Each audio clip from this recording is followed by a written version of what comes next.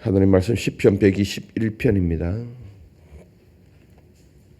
시편 121편 1절부터 8절까지 우리 한 목소리로 같이 읽도록 하겠습니다. 시편 121편 1절에서 8절 다 같이요. 내가 산을 향하여 눈을 들리라. 나의 도움이 어디서 올까? 나의 도움은 천지를 지으신 여호와께서로다. 여호와께서 너를 실족하지 아니하게 하시며 너를 지키시는 이가 졸지 아니하시리로다. 이스라엘을 지키시는 이는 졸지도 아니하시고 주무시지도 아니하시리로다. 여호와는 너를 지키시는 이시라. 여호와께서 내 오른쪽에서 내 그늘이 되시나니 낮에 해가 너를 상하게 하지 아니하며 밤의 달도 너를 해치지 아니하리로다. 여호와께서 너를 지켜 모든 환난을 면하게 하시며 또 내 영혼을 지키시리로다. 여호와께서 너의 출입을 지금부터 영원까지 지키시리로다. 아멘. 새벽 주일을 여미고 기도의 자리로 나오신 판교성전과 강남성전 또 삶의 처소에서 영창으로 참석하고 계신 성도님들을 환영합니다. 우리 열흘 정도 기도에 집중할 때 하나님께서 도와주시고 일하시는 그 역사를 뚜렷하게 경험했으면 좋겠습니다. 첫 시간 이른 아침에 우리가 가장 먼저 또 첫날 새벽기도 첫 번째 시간에 가장 먼저 해야 할 일은 우리의 시선을 트는 것입니다. 방향을 돌리는 것입니다. 고정시키는 것이죠. 하나님께로 우리의 시선을 돌리는 것이 중요합니다. 오늘 시편에서 그렇게 말씀하고 있죠. 시편 121편은 고대 이스라엘 백성들이 성전이 있는 예루살렘을 향해서 올라갈 때에 부른 순례자의 찬양시입니다. 찬송입니다. 근본적으로 우리를 지켜주시는 것은 창조주 여호와임을 고백하면서 순례의 여정에 고단한 순례의 여정에 이 찬송을 부르면서 해발 고도 800m 정도 되는 이 예루살렘을 향해서 쭉 올라가게 되죠. 800m면 꽤 높은 지역입니다. 우리가 여러분들 가까이 있는 대모산이 한 300m 정도도 안 되죠. 그렇게 대모산 등산해 보면 대모산도 꽤 높게 생각되어지거든요. 근데 그게 300m 안 되니까 예루살렘은 800m 정도 되니까 꽤 높은 지대죠. 이 예루살렘을 향해 쭉 올라가면서 이 찬송을 부르면서 올라갔다라는 거죠. 1절은 이렇게 시작하고 있습니다. 내가 산을 향하여 눈을 들리라. 나의 도움이 어디서 올까? 여기서 말하는 이 산에 대한 해석이 분분합니다. 몇 가지로 해석을 생각해 볼 수 있는데요. 우리가 산이라고 했을 때 이 산, 문제가 생겼을 때 앞을 가로막고 있는 것을 산으로 비유하잖아요. 어떤 문제가 생겼을 때 아니면 이 산이란 그 자체가 위험이 도사리는 길이고 강도를 만날 수 있는 길이기 때문에 그리고 또 넘어야 할 어려움 이것으로 또 해석하는 분들이 있고 이거는 이제 보통적인 해석이고요. 많은 실학자들이 이 해석을 따라가고 있고 또 어떤 해석자들은 몇 명의 해석자들은 본문을 보면은 이 원문을 보면은 이 산이 복수형으로 쓰여 있습니다. 내가 산을 향하여가 아니라 내가 산들을 향하여 이렇게 돼 있죠. 근데 그 앞에 정관사 더가 붙어 있습니다. 정관사 더. 그래 불특정한 산을 말하는 것이 아니라 순례하는 모든 사람들이 알고 있는 그 산을 의미하죠. 그러면은 예루살렘은 동쪽, 서쪽, 남쪽이 산들로 쫙 막혀 있습니다. 그러니까 천년 요새인 거죠. 적군들이 이 예루살렘을 공격하려고 하면은 보통은 한 1,000명이 필요하다면은 여기는 3,000명, 4,000명, 3배, 4배 정도의 더 많은 군사를 투입해야 이 예루살렘을 점령할 수 있죠. 그 천년 요새인 거죠. 그래서 오랜 세월 동안 이스라엘 백성들에게서는 늘 고백되어진 것이 하나님이 우리를 지켜주신다. 하나님이 우리의 보호자다. 인도자다. 이렇게 생각했는데 어느 시점에서 시간이 지나다 보니까 수도가 예루살렘으로 옮겨오고 이 예루살렘이 자체가 해발 고도가 800m이고 거기에다 또 산이 동쪽, 서쪽, 남쪽으로 북쪽은 완전히 낭떠러지 쪽이니까 완전히 둘러있기 때문에 이제는 이 산에 하나님이 우리를 지켜준다 해서 이스라엘 백성들의 마음 가운데는 점점 외부 환경으로 이 시선이 옮겨오게 된 거예요. 그때 이 사람들이 순례를 하면서 자, 우리의 시선을 이제는 외부 환경이 우리를 지켜주는 것이 아니다. 돈이, 건강이, 어떤 외부에서 오는 것들이 우리를 지켜주는 것이 아니라 근본적으로 하나님이 우리를 지켜주신다. 이렇게 해석을 하고 있습니다. 여러분들은 어떤 해석이 더 좋겠습니까? 전자를 따르든 후자를 따르든 결론은 하나입니다. 진정한 도움은 어디서 오는가? 도움은 여호와 하나님께로부터 온다. 우리는 어떤 문제가 생기면 본능적으로 그 문제 자체를 뚫어지게 바라봅니다. 근데 여러분들 그 문제를 뚫어지게 바라본다고 해서 그 문제에서 답이 오지 않습니다. 절대 오지 않습니다. 어떤 살아가다가 문제가 생기잖아요. 이제는 뭐 수능이 이제 얼마 남지 않습니까? 근데 계속 수능에 대해서 생각하다 보면은 점점 문제가 커지죠. 생각을 낳게 되죠. 막 일어나지도 않는 생각까지 하는 거예요. 막 수능에 대해서 애들도 그렇고 시험 막 그 생각하다 보면은 수능 시간에 내가 시험을 치다가 답을 밑으로 한 번씩 옮겼으면 일어나지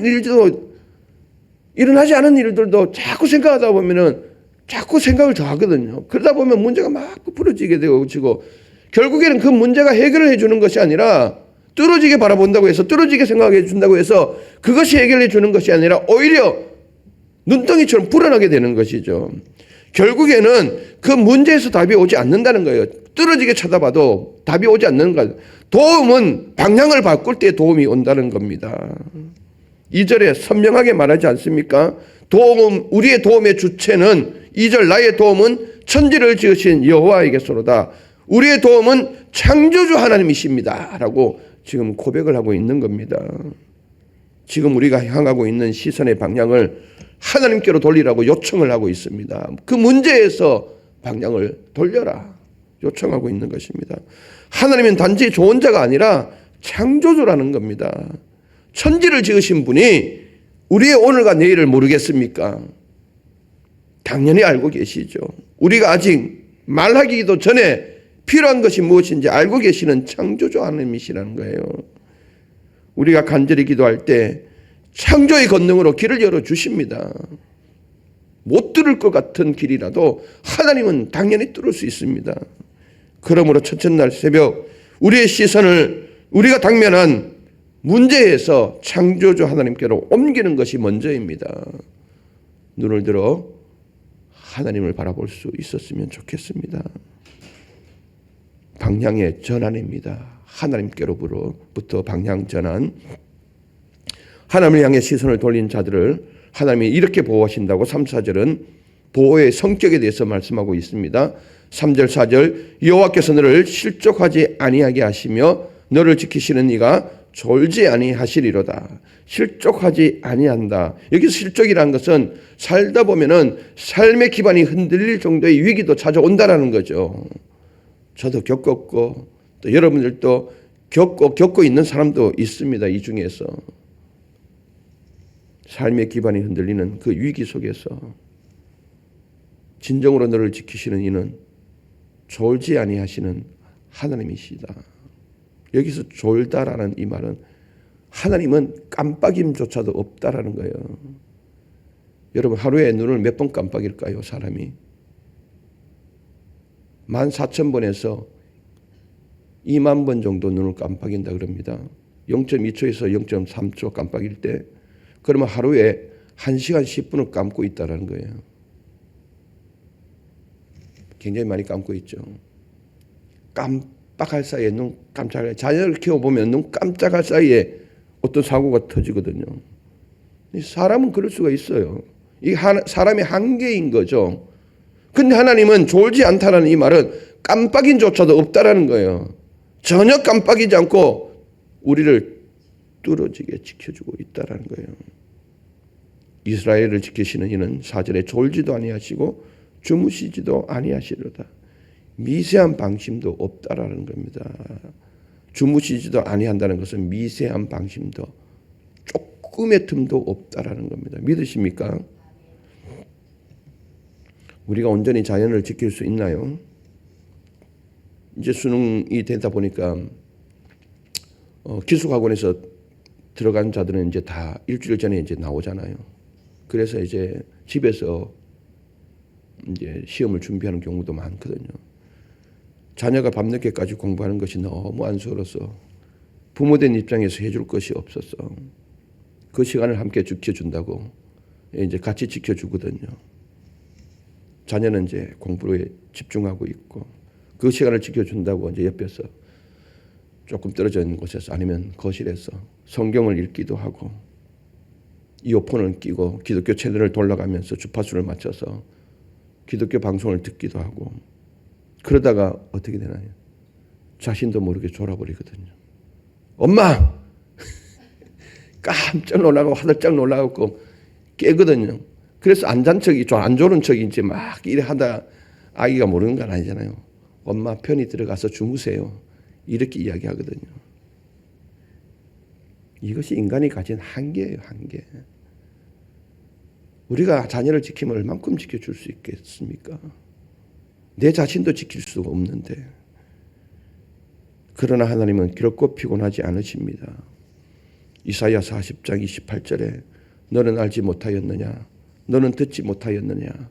영원하신 하나님 여호와 땅 끝까지 창조하신 이는 피곤하지 않으시며 곤비하지 않으시며 명철이 한이 없으시며 피곤한 자에게는 능력을 주시며 무능한 자에게는 힘을 주시나니 소년이라도 피곤하고 곤비하며 장정이라도 넘어지고 자빠지되 여호와를 앙망하는 자에게는 새 힘을 주시리니. 이 말씀이 우리에게 바로 곁에 다가와 있는데 왜 이 말씀을 안 믿고 왜 이 말씀을 묵상하지 않는지 모르겠습니다. 하나님을 믿으십시오. 정말 하나님을 신뢰하면 하나님이 지켜주십니다. 우리 영혼이 피곤할 때 하나님의 눈은 더 또렷해집니다. 이게 우리의 아버지 되시는 하나님이십니다. 자녀가 넘어지지 않도록 발걸음을 세밀하게 지켜주십니다. 중요한 것은요, 안 넘어지는 것이 아닙니다. 넘어질 수가 있어요. 넘어졌다 해도 끝이 아닙니다. 하나님의 능력의 손이 그 손을 다시 이렇게 세웁니다. 붙잡아 이렇게 세웁니다. 그러면 됐죠. 부모가 놓칠 수 있는 시간을 하나님은 눈 깜빡하지 않고 한순간도 놓치지 않고 지켜봐 주고 있다는 거예요. 때로는 넘어지도록 내버려 둘 때가 있어요. 그러나 넘어진다고 그게 끝이 아닙니다. 얼른 쫓아가서 여러분들 자녀 넘어지면은 훈련시킨다고 내버려 두잖아요. 그러면은 스스로 일어날 수 있도록 주변에서 응원하잖아요, 마음으로. 그러면 손을 툭툭 들고 일어나는 경우도 있고 못 일어날 때는 가서 얼른 손잡아서 일으키는 거 부모 마음 아닙니까? 하나님이 그렇게 해 주신다라는 거예요. 얼마나 좋으신 하나님이십니까? 3절, 4절이 보호의 성격에 대해서 말했다면은 5절, 6절은 보호의 밀도에 대해서 말씀하고 있습니다. 5절, 6절 같이 한번 읽어보십니다. 여호와는 너를 지키시는 이시라. 여호와께서 내 오른쪽에서 내 그늘이 되시나니 낮의 해가 너를 상하게 하지 아니하며 밤의 달도 너를 해치지 아니하리로다. 아멘. 오른쪽은 힘을 쓰는 자리입니다. 대부분이 보통 보면은 힘을 쓰는 자리인데 삶의 주된 활동 공간을 지금 의미하는 것입니다. 그러면 이 오늘 5절의 말씀이 해석이 주는 것은 하나님은 멀쩡히 구경하시는 분이 아니라는 거예요. 바로 곁에서 우리의 그늘이 되어 주신다라는 거예요. 왜요? 낮의 해가 우리를 상하게 할 수도 있으니까. 예루살렘의 이 낮의 해는 그 열기가 보통이 아닙니다. 보통이 아닙니다. 그 열기로 햇빛을 땅에 비추면 땅이 쩍쩍 갈라지게 되죠. 그러나 하나님의 큰 손으로 가려주셔서 갈라지지도 않도록 하신다는 거예요. 삶을 살다 보면 균열이 일어나잖아요. 그 균열이 올 때 하나님이 능력의 손으로 이렇게 그늘을 쳐주신다는 겁니다. 밤의 달은 보이지 않는 어둠의 불안 아닙니까? 더욱이 우리는 미래의 불확실성에 살고 있습니다. 산업 환경이 얼마나 급변하게 지금 그렇게 급속도로 지금 바뀌고 있잖아요. 예측을 할 수가 없거든요. 불확실한 미래 속에서도, 어두운 환경 속에서도 그것이 우리를 상하게 하지 못할 것이다 라고 고백합니다. 하나님이 옆에서 치밀하게 지켜봐 주시기 때문에 낮에 해도 밤에 달도 우리를 해치 못하며 상하지 못할 것이다 라고 보호의 밀도에 대해서 시인은 고백하고 있습니다. 마지막 7, 8절 약속의 절정에 이르지요. 여호와께서 너를 지켜 모든 환난을 면하게 하시며 또 내 영혼을 지키시리로다. 여호와께서 너의 출입을 지금부터 영원까지 지키시리로다. 이 7절 8절은 제가 주일날 예배 때 7월 달부터 축도하기 전에, 축복기도 하기 전에 문구로 넣은 말씀입니다. 하나님은 단지 어떤 문제의 해결사만이 아니라 중요한 것은 7절에 우리의 영혼을 지켜주신다는 거예요. 우리의 영을 보존해 주신다. 성적도 중요하고요. 대학을 진학하는 것도 중요하고 취직도 중요하고 건강도 중요합니다. 그러나 그 어떤 것보다도 영혼의 안전이 첫째입니다. 그리고 그 출입, 삶의 모든 동선을 지켜주신다는 거예요. 출입, 삶의 모든 동선을 지켜주신다 라고 고백하고 있죠. 영원까지 지켜주신대. 영원까지. 하루만 지켜주는 것이 아니라 원래 한 해만, 수능 한 해 보는 이 한 해만 지켜주는 것이 아니라 지금부터 영원까지, 즉 하나님 나라에 갈 때까지 우리의 영혼을 보존시켜 주시고 지켜주신다라는 겁니다. 이것이 시편 121편의 복음입니다. 다른 것 다 얻는다 해도 영혼이 지킴을 받지 못하면은 아무것도 아니잖아요. 하나님은 영원까지도 우리를 지켜주신다고 약속하였습니다. 그러므로 사랑하는 부모님들, 또 성도 여러분들, 첫째 날 새벽에 이렇게 기도했으면 좋겠습니다. 문제를 바라보지 않고 창조주 하나님을 바라보게 하옵소서. 내 열심을 내려놓고 졸지도 주무시지도 않는 하나님의 보호를 신뢰하게 하옵소서. 굳건하게 믿게 하옵소서. 그 어느 것보다 자녀의 영혼이 잘 될 수 있도록 오늘 기도했으면 좋겠습니다. 시험을 잘 보는 것, 좋은 대학에 가는 것, 그것보다 앞서야 될 것이 우리 자녀의 영혼입니다. 이 영혼이 지켜지지 않는다면 아무것도 아니죠. 하나님, 내 자녀의 영혼이 잘 지켜받을 수 있도록, 그 나라 가기까지 이 영혼이, 영이 지킴을 받을 수 있도록 여러분들 기도해 주시길 바랍니다. 그리고 오늘 또 출입을 지키시는 하나님께 우리 가정을 맡기겠습니다. 하나님께 이 자녀를 올려드리겠습니다. 이렇게 기도할 수 있었으면 좋겠습니다. 기도하시겠습니다. 창조주 하나님 아버지, 우리의 도움이 되시는 주님, 우리의 자녀를 하나님 앞에 올려드립니다. 주께서 그들의 발걸음을 실족하지 않게 붙드시고 부모가 보지 못할 때에도 졸지도 주무시지도 않으시는 그 깜빡임이 없는 눈으로 지켜주옵소서. 낮의 해 같은 과열과 밤의 달 같은 두려움과 유혹이 우리의 자녀를 상하게 하지 못하게 하시고 마음과 생각을 예수 그리스도 안에서 평강으로 지켜주시옵소서. 지혜와 총명, 지식과 근신을 더하시되 무엇보다도 주를 경외하는 마음을 심어 주옵소서. 오늘 출입하는 모든 길, 학교, 학원, 친구 사이, 온라인 공간을 거룩하게 하시고 선택마다 성령께서 주권을 잡아 주시옵소서. 우리의 가정이 매일 눈을 들어 주님을 보게 하시고 지금부터 영원까지 지키시는 언약의 손을 찬양하게 하옵소서. 예수 그리스도 이름으로 기도하옵나이다. 아멘.